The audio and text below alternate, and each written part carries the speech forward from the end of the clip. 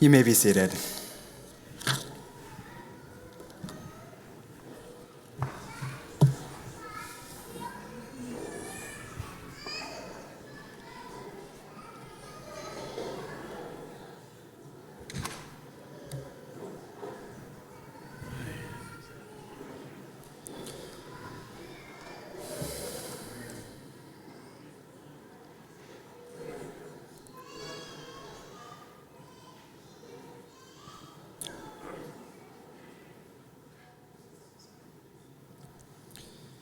If you have ever been to Barcelona, then you have undoubtedly visited the city's most iconic building, La Sagrada Familia, the Basilica of the Sacred Family designed by the renowned Spanish architect Antoni Gaudí.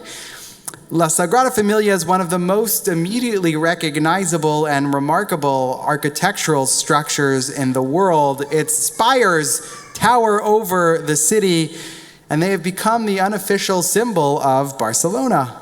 Just as Paris has the Eiffel Tower and Rome has the Colosseum, Barcelona has La Sagrada Familia. Over 10,000 people visit that church every day. And it's so famous, partially because it's such a strange and unconventional building. It's a bizarre combination of late Gothic architecture and Art Nouveau architecture. But it's equally famous for the fact that the church remains unfinished. The first cornerstone of Gaudí's church was laid in the year 1882. Gaudí died in 1926 when the church was nowhere near completion, and today, in 2022, work on that church continues every single day, 140 years after it began. And there's really no end in sight. No one knows when that church will finally be done. And to some degree, that was intentional on Gaudí's part. As he famously said when he began work on the church in the 1880s, when God is your primary client, what's the rush? God can wait for an eternity. God has no deadlines. What's 140 years in the eyes of God? But I wonder if on some level Gaudí had not only God, but the people of Barcelona and really the people of the world in mind when he embarked on his long-term project. Because when people have something to look forward to, when they have something to look towards, when they have something to anticipate, it fills them with hope. It fills them with optimism. It compels them to look towards the future. But once that goal is finally achieved and that long-term project is over, it's over. And there's a radical shift in your mindset and your worldview because you no longer have that goal to look towards, to hope for. And maybe Gaudí understood that, and maybe because of that, he wanted his project to never end. And I hear this trope so often from our bar and bat mitzvah families. When I call them on the Sunday morning after their service to wish them a mazel tov once again, the refrain that I so often hear is, "Rabbi, thank you. It was the most beautiful and special day of our lives, but it's over now. There's nothing left for us to look forward to." And that's when I tell them that, of course, it isn't over. A bar or bat mitzvah is not the end. In fact, it's precisely the opposite. A bar or bat mitzvah is only the beginning, because the work of learning and growing and striving to be better, that work is never over. And that same dynamic plays out in this week's Torah portion. This morning we read Parshat Korach, which recounts Korach's famous rebellion against the leadership of Moses and Aaron. Kol ha'ida kulam kedoshim, Korach says. The entire community is holy. Not just you, Moses and Aaron. So what gives the two of you the right to elevate yourselves above everyone else? And when taken at face value, Korach's argument actually makes a good deal of sense.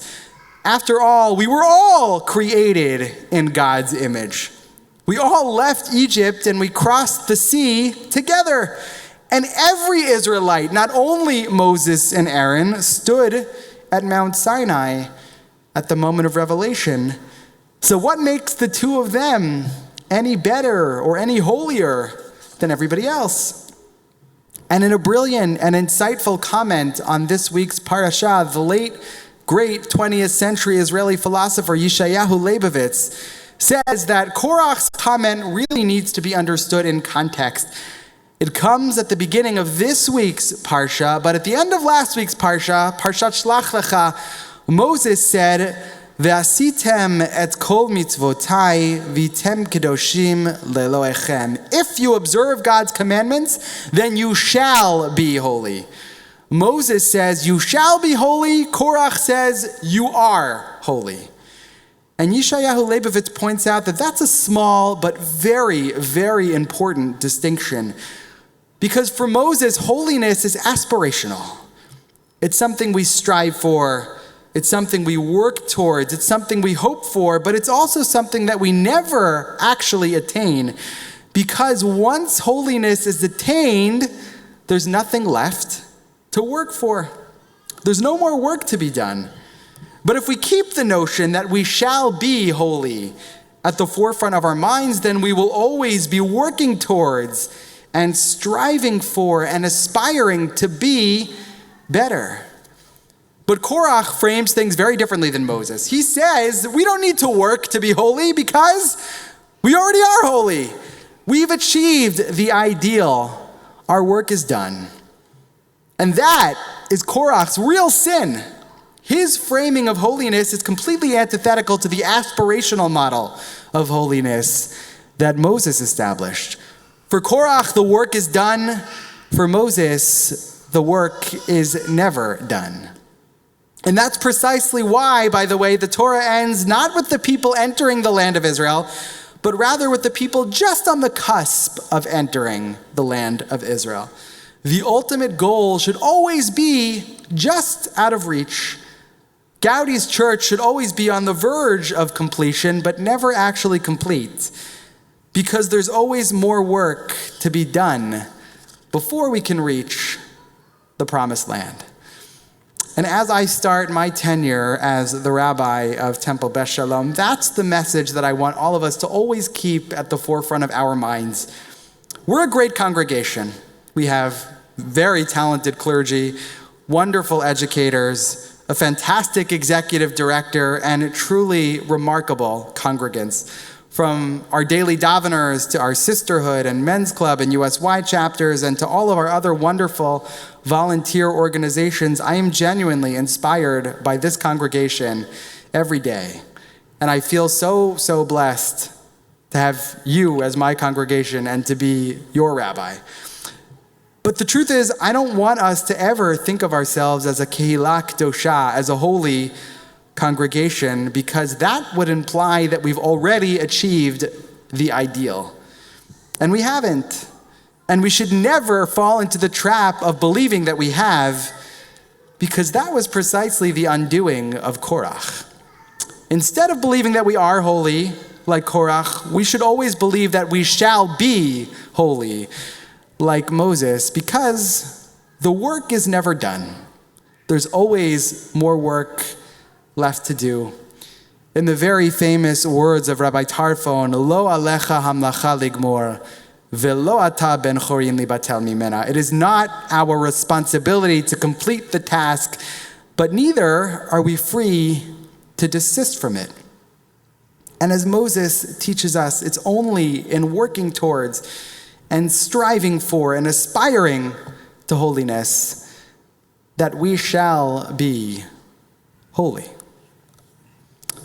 Amen. It is now my honor to call upon my brother-in-law, Josh Fine.